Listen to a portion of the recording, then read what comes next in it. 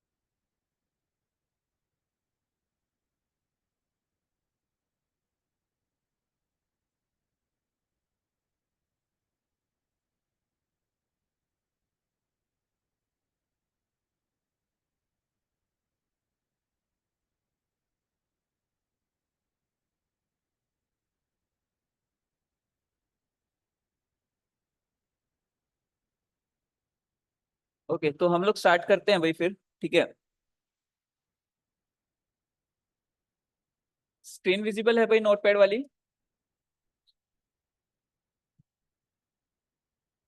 एक सेकेंड।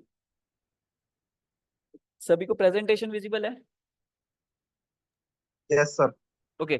तो यहाँ पर अगला जो पॉइंट है जो हम लोगों को बात करनी है वो है images and other multimedia elements. मतलब हम लोगों ने जो है हेडलाइंस की बात कर ली है और हेडलाइंस में समझ भी चुके हैं कि कीवर्ड्स कैसे यूज करने हैं, किस तरीके की हमारी हेडलाइंस होनी चाहिए, वो हम लोगों को समझ आ चुका है। बाकी का जो काम रहता है वो जब आप प्रैक्टिकली करोगे तो आप जब इम्प्लीमेंट करोगे चीजों को तभी समझ आएगा। ठीक है। अदरवाइज आप लोगों को समझ नहीं आएगा इतना। ठीक है। सो अगर मैं यहाँ पे बात करूँ images and other multimedia elements की, अब देखिए जब आप इमेजेस यूज करते हो या कोई भी मल्टीमीडिया एलिमेंट आप अपने वेब पेज पर यूज करते हो तो जितना अच्छा वो लगता है देखने में आपके वेब पेज पर, उतनी ही ज्यादा प्रॉब्लम्स भी वो लेकर आता है, ठीक है। अब images are important for presentation purpose, ठीक है। इमेजेस जो है इंपॉर्टेंट है प्रेजेंटेशन पर्पस से, they make a page more interesting and easier to understand. मतलब जो इमेजेस है वो क्या करती है, वो आपके पेजेस को ज्यादा इंटरेस्टिंग भी बनाते हैं और इजी टू अंडरस्टैंड भी बनाते हैं। बट जो the biggest problem with images are that search engine don't understand them. मतलब जो पहली जो प्रॉब्लम है, देखिए एक सिंगल प्रॉब्लम नहीं है इमेजेस और मल्टीमीडिया एलिमेंट्स के साथ। पहली प्रॉब्लम तो ये है कि जो सर्च इंजन है वो आपकी इमेजेस को नहीं समझते। ये चीज ध्यान रखिएगा, वो आपकी इमेजेस को नहीं समझते हैं, ठीक है। एंड दूसरा जो है वो क्या करते हैं, वो आपके पेज को हैवी करते हैं, ठीक है। जब हैवी हो जाता है आपका पेज, तो आपका लोडिंग टाइम बढ़ जाता है। मतलब आपकी जो लोडिंग की स्पीड है वो कम हो जाती है। मतलब अ, अब आपका पेज जो है वो स्लो स्लो चलना शुरू हो जाता है। समझ आई ये चीज? पॉइंट क्लियर हुआ? ऐसा क्यों होता है सर? अब देखो आप एक खुद समझिए कि जो आपका वेब पेज है वो एक डॉक्यूमेंट फाइल है, ठीक है। आप नोटपैड में फाइल लिख रहे हो या फिर जो वर्ड में कोई भी डॉक्यूमेंट आपने बनाया, ठीक है। जब तक उसके अंदर टेक्स्ट है तब तक तो उसका साइज केबी में रहेगा। अब मान लीजिए 1 MB की आपने इमेज ऐड कर दी, तो उसका साइज बढ़ेगा या नहीं बढ़ेगा? डॉक्यूमेंट का साइज बढ़ेगा, बढ़ेगा। बढ़ेगा ना। और जो इंटरनेट की स्पीड होती है वो एमबीज में होती है, आपको पता होगा कि वो कितना अपलोड कर सकते हैं और कितना डाउनलोड कर सकते हैं पर सेकंड में, राइट? ये होता है, ठीक है। तो जितना आप, यस। हाँ, जितनी आप इमेजेस और मल्टीमीडिया एलिमेंट्स वीडियोस यूज करोगे, वीडियो तो बहुत हैवी होती है, तो जब आप ये सारी चीजें यूज करोगे तो ऑब्वियस सी बात है लोड कहाँ पड़ेगा। आप अब इंटरनेट आपका स्लो होगा या फिर आपका फास्ट भी है, और अगर पेजेस जो है ज्यादा हैवी है, तो क्या होगा, वो आपका ओपन होने में टाइम लेगा। अब टाइम लेगा मतलब क्या हो गया, वो आपका स्लो हो गया। समझ आ गया? क्लियर है इतना? और तुमने कुछ टर्म पूछी थी मेरे से क्लास एंड होने से पहले, क्या थी वो टर्म? सर वो थी कीवर्ड स्कीमिंग। कहाँ पे पढ़ा है? कीवर्ड स्टैमिंग तो होता है, कीवर्ड स्कीमिंग तो नहीं होता कोई भी चीज। मैंने तो आज तक नहीं पढ़ी, बाकी पता नहीं सर, अभी स्क्रीन पे ही पढ़ी थी मैंने। कहाँ पे? अपनी क्लास में ना स्क्रीन पे ही पढ़ी थी। इधर आप टैब स्विच कर रहे थे तो मैंने स्क्रीन पे ही पढ़ी थी कहीं ना कहीं। और वो तो पता नहीं, फिर मेरे को तो नहीं दिखा आज तक कभी। खैर, जब आप कभी मतलब इंटरनेट पे रिसर्च कर लेना, अगर मिल जाता है तो। मेरे को तो नहीं लगता कि मिलेगा ऐसा कुछ टर्म, ठीक है। स्टेमिंग जरूर होता है, कीवर्ड स्टेमिंग। मतलब हम लोग क्या करते हैं, हम लोग जब कीवर्ड्स प्लान करते हैं तो हम लोग जो है सीड कीवर्ड्स क्या रखने हैं, सीड कीवर्ड से हम लोग जो है क्या क्या कीवर्ड्स निकाल सकते हैं, इंफॉर्मेशनल, कमर्शियल, वो मैंने आपको ऑलरेडी बता दिया। बस उसका टर्म नहीं बताया था, कीवर्ड स्टेमिंग उसको बोला जाता है, ठीक है। तो वो आप पिछली रिकॉर्डिंग्स देखेंगे तो समझ आ जाएगा आपको। ओके। उसके बाद अभी हम लोग यहाँ पे कंटिन्यू करते हैं, ठीक है। जो हमारे मल्टीमीडिया एलिमेंट्स है और इमेजेस की बात हो रही थी यहाँ पे, तो जो उनके साथ दो बिगेस्ट प्रॉब्लम है वो ये है कि ना तो सर्च इंजन उनको समझ सकता है। दूसरी प्रॉब्लम जो आती है हमारे सामने वो आती है लोडिंग स्पीड की। मतलब आपका जो स्पीड है, ठीक है, पेज की स्पीड है वो डिक्रीज हो जाएगी आपकी। क्यों? रीजन सिंपल है डिक्रीज होने का, क्योंकि वो हैवी हो रहा है पेज आपका, ठीक है। तो क्या इन चीजों का कोई सॉल्यूशन है? ठीक है, मतलब हम लोग अगर इन्हीं चीजों की सॉल्यूशन को, इन्हीं प्रॉब्लम्स को सॉल्व कर लें, ठीक है, तो हमारा जो इमेज वाला कंसेप्ट है और मल्टीमीडिया एलिमेंट यूज करने वाला कंसेप्ट है वो इजी हो जाएगा और वो हेल्पफुल रहेगा, क्योंकि प्रेजेंटेशन तो हमारी अच्छी हो ही रही है ना उससे, ठीक है। बट अगर सर्च इंजन को भी वो समझ आ जाए कि वो इमेज किस बारे में है, दूसरा पॉइंट, अगर वो पेज की स्पीड पे भी ज्यादा इंपैक्ट ना डाले, तो ऑब्वियस सी बात है कि हम लोगों का जो ये दोनों प्रॉब्लम है ये सोल्व भी हो जाएगी और हमारा जो कंटेंट है वो बहुत अट्रैक्टिव भी लगेगा, ठीक है। तो यही दो प्रॉब्लम कैसे सोल्व की जाती है, यही हम लोग एसईओ के अंदर डिस्कस करते हैं। पॉइंट क्लियर हुआ? पॉइंट क्लियर हुआ भाई यहाँ तक? Yes sir. ओके। तो जो बेस्ट प्रैक्टिसेस है इमेजेस को ऑप्टिमाइज करने की, वो है, पहली चीज, आप किसी की भी कॉपीराइटेड इमेज यूज नहीं करोगे, ठीक है। अब देखिए ये डायरेक्ट कहीं ना, डायरेक्ट तो हम लोगों की एसईओ से रिलेट नहीं करती, बट अगर गूगल को सेम इमेज दो अलग अलग कीवर्ड्स के ऊपर मिल रही है, ठीक है, तो यहाँ पर थोड़ा सा ना क्लैश होता ही होता है। अब मान लीजिए आप एक चीज सर्च कर रहे हो और एक ही चीज, सॉरी, एक इमेज आपने देखी है और उन दोनों के अलग अलग नाम है, लेकिन वो इमेज दिखने में सेम है, तो आप खुद भी कंफ्यूज हो गए ना यहाँ पे। ठीक है, तो गूगल भी ये चीज नहीं चाहता कि कोई ऐसी एम्बिगिटी क्रिएट हो। ठीक है, तो इस केस के लिए गूगल क्या कहता है कि भी आपको कोई भी इमेज अगर यूज करनी है तो या तो आप ओरिजिनल इमेज यूज करो, या फिर आप उसको जो है एडिट करके यूज करो, या फिर कहीं से भी आप यूज करो तो उसका रेफरेंस जरूर बताओगे, आप उसका सोर्स जरूर मेंशन करोगे अपने वेब पेज के अंदर ही। क्लियर हुआ भाई? इतना इतना क्लियर है? Yes sir. Hmm. Okay, so अभी अगर मैं बात करूं दूसरा पॉइंट कि optimize the size of the images, मतलब हमें क्या करना है, हमें इमेजेस का साइज ऑप्टिमाइज करना है। Size in terms of pixels की बात नहीं कर रहा मैं, मतलब उसकी लेंथ और हाइट की बात नहीं कर रहा, वेट की बात नहीं कर रहा। मैं बात कर रहा हूँ कितना स्पेस वो ले रही है हमारे सिस्टम के ऊपर। मान लीजिए अब अगर हम लोग एक इमेज क्लिक करते, फोटो क्लिक करते हैं, तो उस फोटो का साइज कितना हो सकता है? 2 MB भी हो सकता है, 3 MB भी हो सकता है। ठीक है, वीडियो बना रहे हैं, वीडियो 10 MB की भी हो सकती है, 1 GB की भी हो सकती है। तो वो जो स्पेस ले रहा है, अब उसको कैसे ऑप्टिमाइज किया जा सकता है? मतलब हमें क्या करना है, हमें जो इमेजेस यूज करनी है वो क्वालिटी तो मेंटेन करनी ही करनी है, साथ ही साथ हमें जो साइज, उस इमेज का जो साइज है in terms of in terms of bytes, ठीक है, वो भी कम करना है। अब उसके लिए हम एक टेक्नोलॉजी यूज करते हैं कंप्रेशन की। मतलब हम लोग क्या करते हैं, हम लोग online image compressing tool use कर सकते हैं, ऑनलाइन इमेज कंप्रेसर। ठीक है, ये क्या करता है, ये आपको थोड़ी सी क्वालिटी जरूर बिगाड़ेगा, बट ट्राई कीजिएगा कि क्वालिटी ना बिगड़े। ठीक है, और उसके वो आपकी इमेजेस को कंप्रेस करके दे देगा। अब देखिए, जब हम लोग परफॉर्मेंस चेक करते हैं किसी भी पेज की, ठीक है, मान लीजिए हमारे पास कोई वेबसाइट आई जिसकी हमें एसईओ करनी है, तो हम लोग सबसे पहले क्या करते हैं, हम उसकी परफॉर्मेंस चेक करते हैं। अब परफॉर्मेंस चेक करने के लिए मैंने आपको बताया था गूगल पेज इनसाइट से आप चेक करते हो, गूगल पेज इनसाइट्स। ठीक है, अब यहाँ पर जब आप चेक करते हो, ठीक है, तो ये हमें रीजंस भी बताता है कि किन किन रीजंस की वजह से हमारा जो पेज है वो स्लो हो रहा है। तो उसमें हमारा इमेजेस भी शो करेगा ये, अगर इमेजेस की वजह से ये स्लो हो रहा होगा। और ये भी बताएगा कि अगर हम इमेजेस को कंप्रेस करके यूज करें तो कितना हमारा स्पेस बच सकता है, मतलब हम लोग कितना टाइम, मतलब कितना अपने वेब पेज को फास्ट कर सकते हैं, वो भी ये बताएगा। क्लियर हुआ इतना भाई? इतना क्लियर है सभी को? Yes sir. ठीक है। अब अगर यहाँ पर हम लोग बात करें कि ठीक है, अब हमारी वेबसाइट पे तो ऑलरेडी हम लोगों ने इमेजेस यूज कर लिया। मान लीजिए आपके क्लाइंट की वेबसाइट आपको मिलती है, तो वहां पर तो ऑलरेडी वो इमेजेस यूज कर चुका है ना।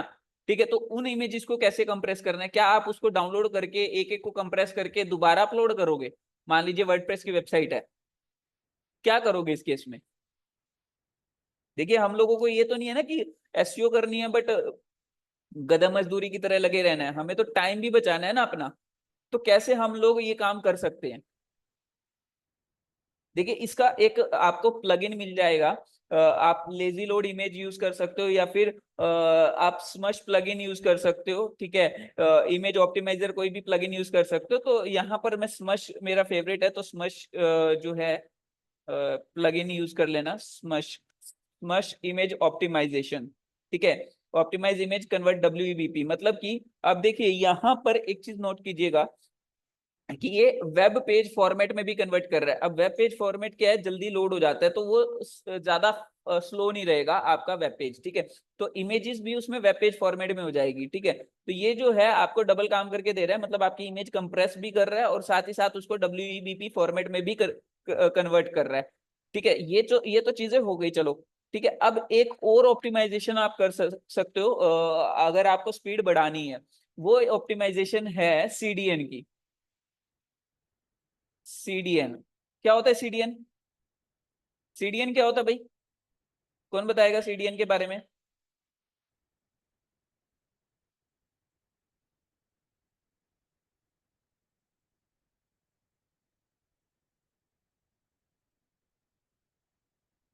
देखिए, yes, CDNs are good for SEO by improving website load time, reducing bandwidth cost, increasing content availability and redundancy. and improving website security. CDNs can help improve website ranking and overall page and user experience. अब देखिए CDN क्या चीज है basically. CDN का मतलब है content delivery network.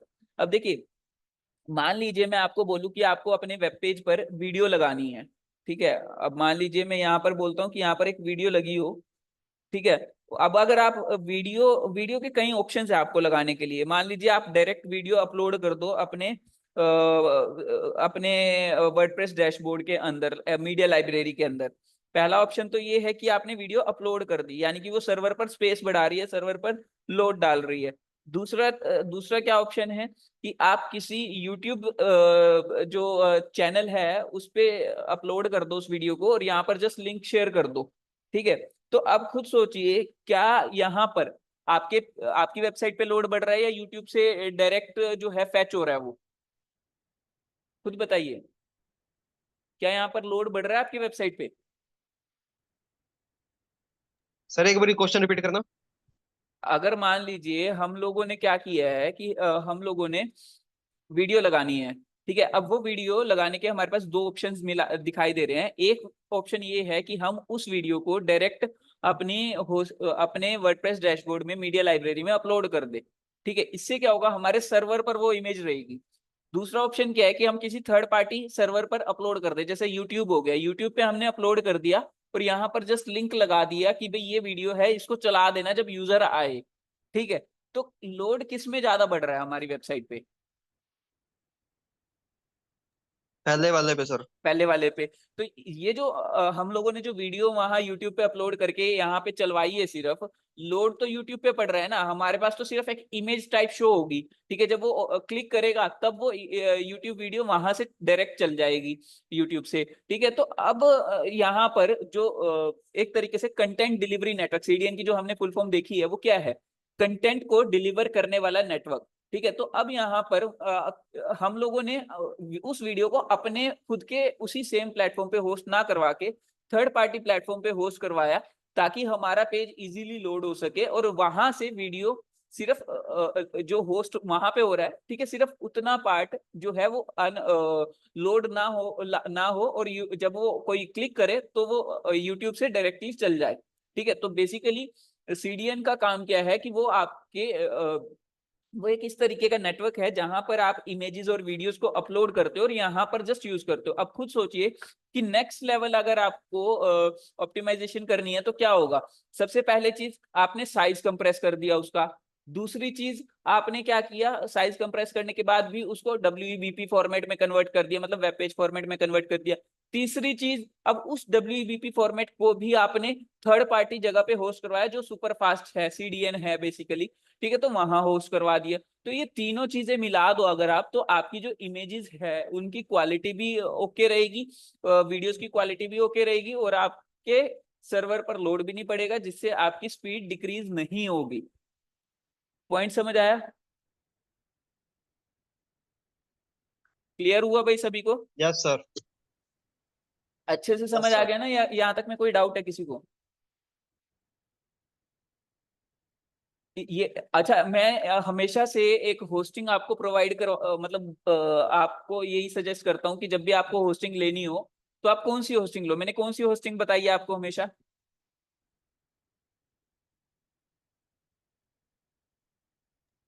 Hostinger. Hostinger. तो Hostinger की अगर आप होस्टिंग के अंदर फीचर्स में जाओगे तो वो सीडीएन खुद से प्रोवाइड कर रहे हैं आपको। ये देखिए, होस्टिंगर, होस्टिंग प्लान्स, ठीक है। अगर हम लोग प्लान्स के बारे में जाएंगे, देखते हैं एक बार।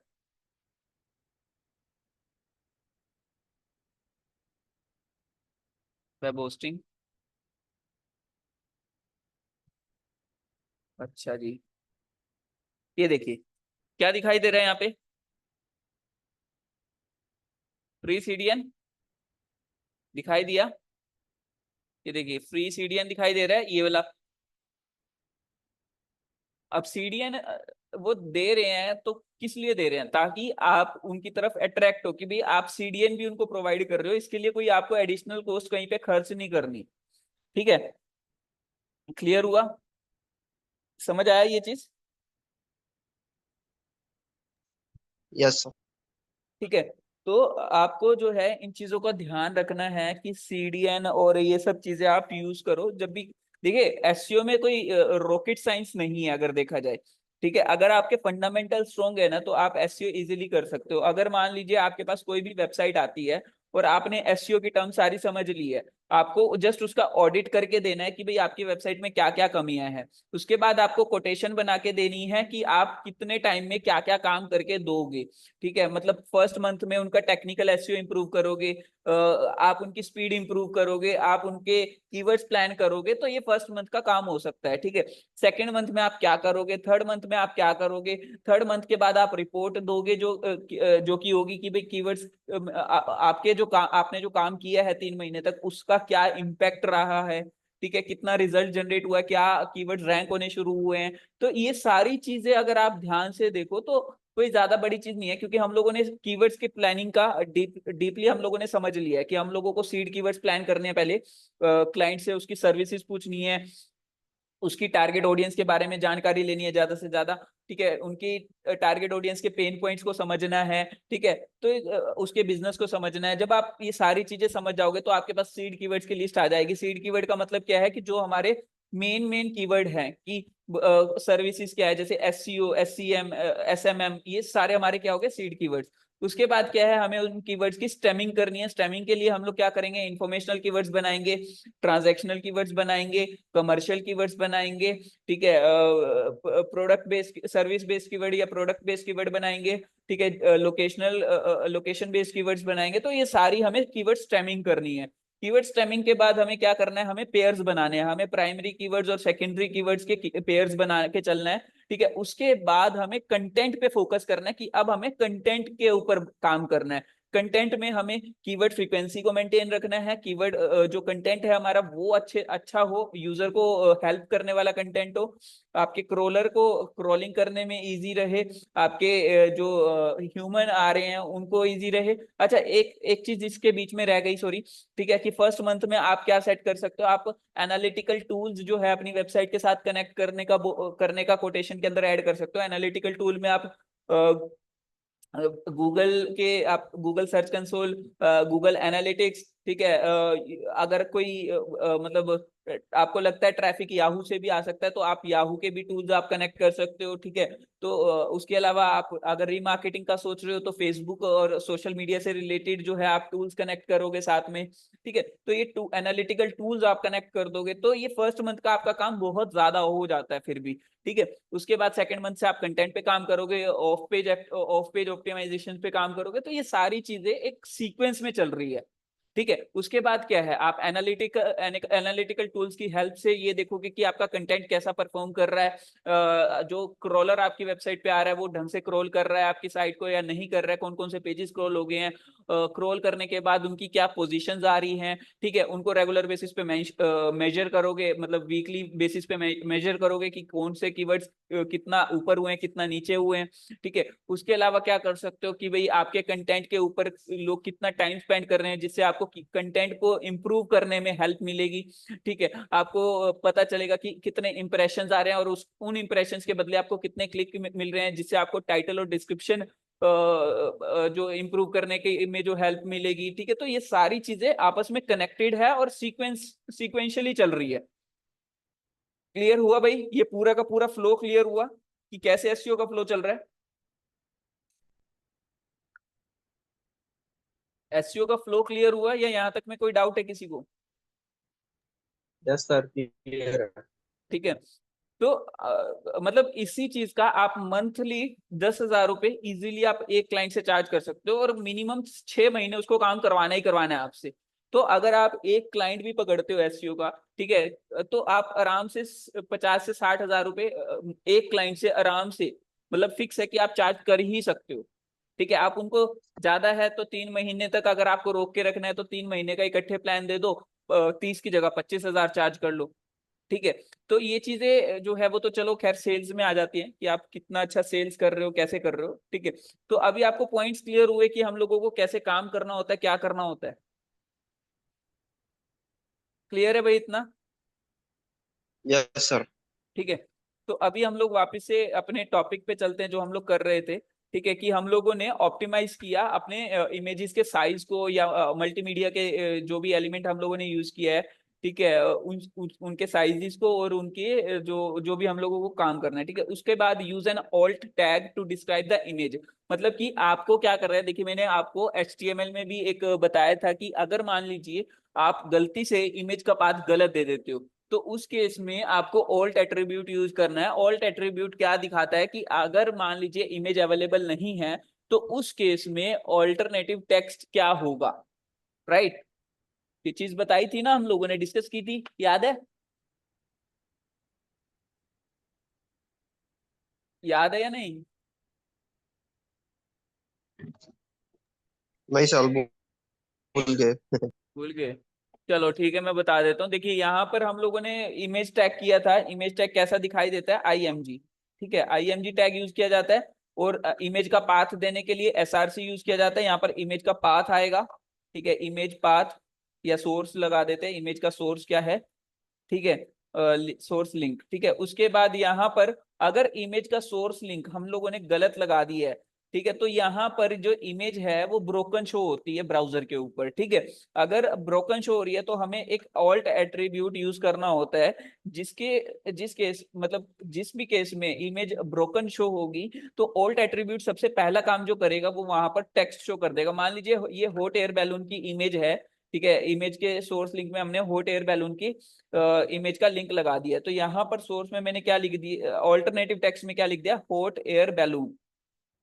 ठीक है, अब ये समझ के चलिए कि ऑल्टरनेटिव टेक्स्ट में, ठीक है, अब पहली चीज क्या गई कि ये इमेज किस चीज की है। अगर इमेज ब्रोकन हो रही है तो शो होगा, ठीक है, लिखा हुआ आएगा वहां पे। दूसरी चीज क्या हेल्प करता है, ये मैंने आपको बताया था कि ब्लाइंड पर्सन जो कि आपके वेब पेज पर पहुंच जाते हैं मान लो, तो स्क्रीन रीडर सॉफ्टवेयर जो वो यूज करेंगे, तो वो स्क्रीन रीडर सॉफ्टवेयर आपकी इमेज को पढ़ सके कि आपकी इमेज किस बारे में है। तो इसलिए हम लोग ऑल्ट एट्रीब्यूट यूज करते हैं ताकि वो अच्छे से समझ सके कि आपकी इमेज किस बारे में है। तीसरा बेनिफिट मैंने आपको बताया था कि गूगल जो है, गूगल को पता कैसे चलता है कि आपकी इमेज किस बारे में है, तो वो ऑल्ट एट्रीब्यूट से ही पता चलता है। ठीक है, तो अगर आपने ऑल्ट एट्रीब्यूट यूज किया है तो इसका मतलब जो भी यहाँ लिखोगे वो समझ जाएगा कि ये जो इमेज आपने लगाई है वो इस चीज की इमेज है।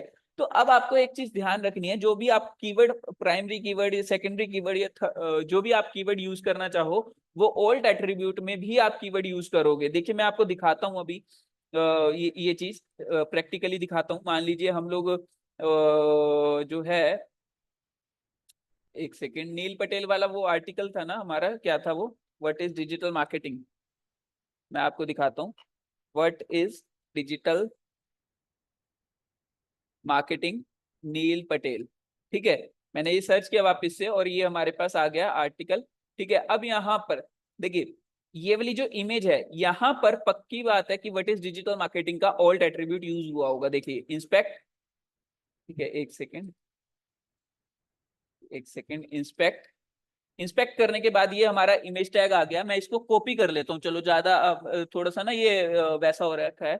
सो कॉपी एलिमेंट, ठीक है, मैं इसको शेयर कर रहा हूँ नोटपैड पे, और नोटपैड पे मैं यहाँ पर पेस्ट कर रहा हूँ। ठीक है, अब यहाँ पर देखिए, यहाँ पर कहीं आपको ओल्ट एट्रीब्यूट दिख रहा है लिखा हुआ? ओके, सो ये देखिए दिखाई दे रहा है। ओके, दिखाई दिया इतना, ये चीज दिखाई दी भाई, ओल्ट यस। एट्रीब्यूट दिखाई दिया। अब यहाँ पर क्या लिखा हुआ है, what is digital marketing. Clear? ठीक है, तो इन्होंने क्या किया हुआ है, इन्होंने इमेज को वही सेम कीवर्ड अलॉट किया हुआ है। अभी पॉइंट क्लियर हुआ कि हम लोग किस तरीके से काम कर रहे हैं इमेजेस के साथ? इतना पॉइंट क्लियर है भाई, या कोई डाउट है यहाँ तक में?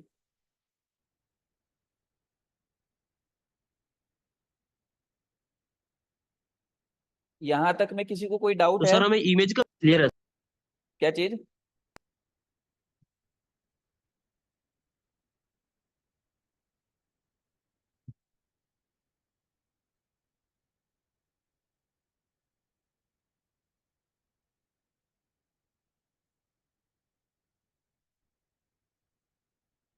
क्या कह रहे हो दीपांशु? सर हमें इमेजेस का भी एसईओ करना पड़ता है इसमें? बिल्कुल करना पड़ता है। देखिए अगर मान लीजिए ये मत समझिए कि ये मजबूरी है आपकी, ये आपका प्लस पॉइंट है। प्लस पॉइंट कैसे है, देखिए मैं आपको दिखाता हूँ। अब क्या होता है कि आप मोबाइल पे कुछ भी सर्च कर लो, मान लीजिए मैंने यही सर्च किया, व्हाट इज डिजिटल मार्केटिंग। ठीक है, व्हाट इज डिजिटल मार्केटिंग। मान लीजिए मैं नील पटेल लगा देता हूं अभी, ताकि मेरे को ये इमेज दिख जाए। ठीक है, बट अगर मैं नहीं भी लगाऊंगा तो कहीं ना कहीं दिख जाएगी। चलो मैं ये लगा दे, ये ऐसे सर्च करता हूँ, और यहाँ पे इमेजेस का सेक्शन है, देखिए। ठीक है, यहाँ पर मैंने सर्च किया, ये देखिए आ गया, दिखाई दिया। इमेजेस वाले सेक्शन में दिखाई दी है ये यस वाली। सर।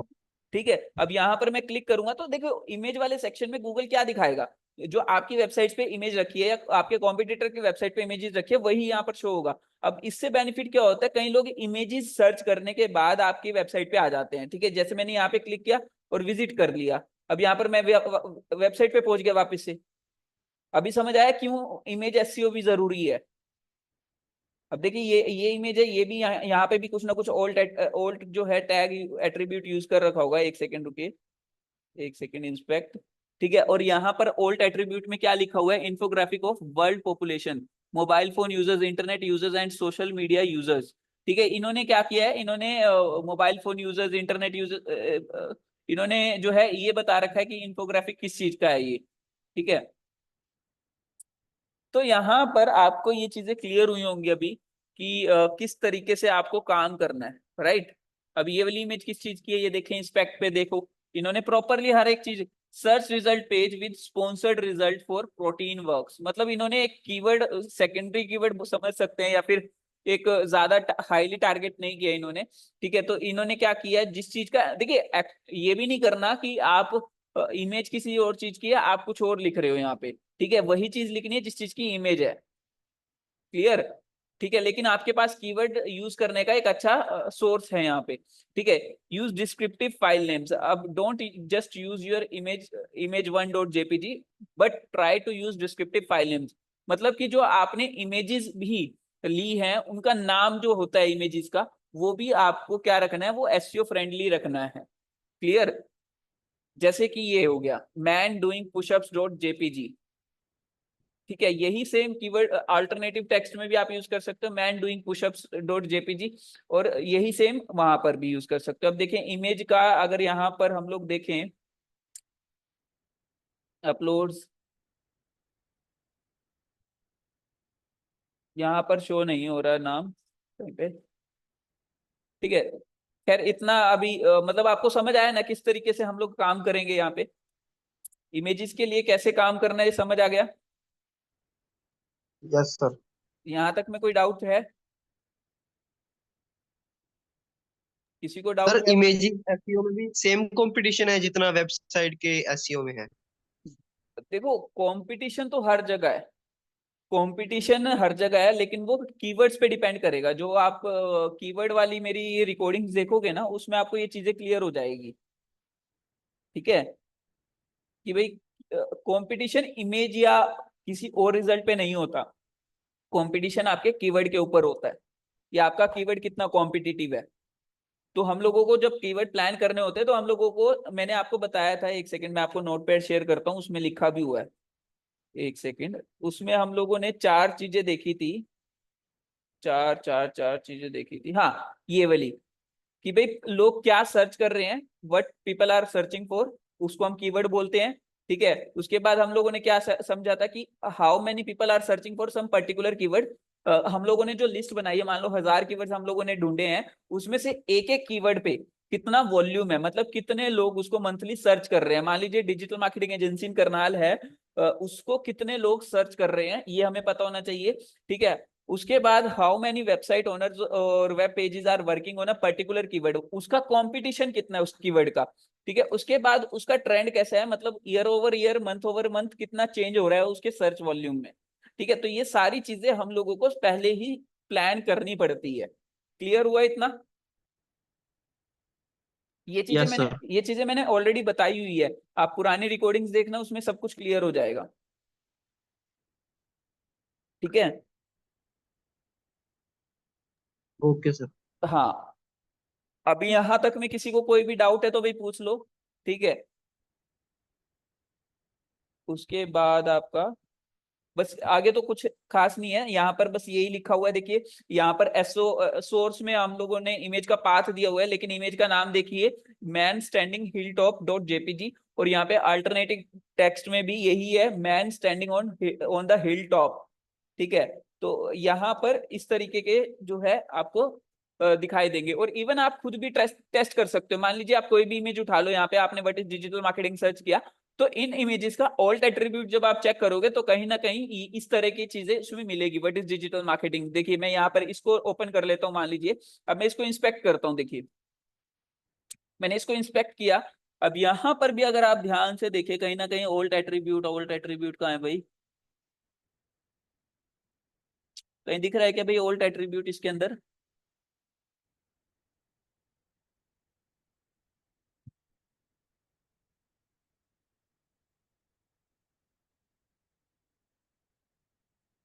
ओल्ट एट्रीब्यूट दिख रहा है इसमें? ऑल्ट डाटा लेजी लिखा हुआ है सर। वो एस सी आर सेट नहीं ऐसा नहीं, आपको। वो नहीं है।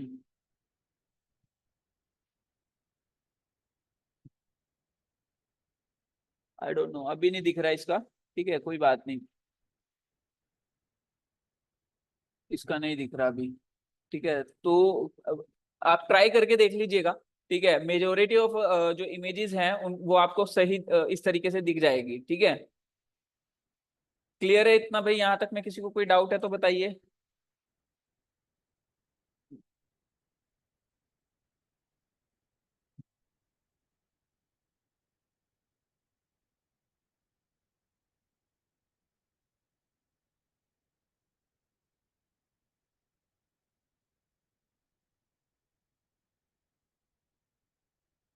सर कल क्लास लगेगी ना? हाँ,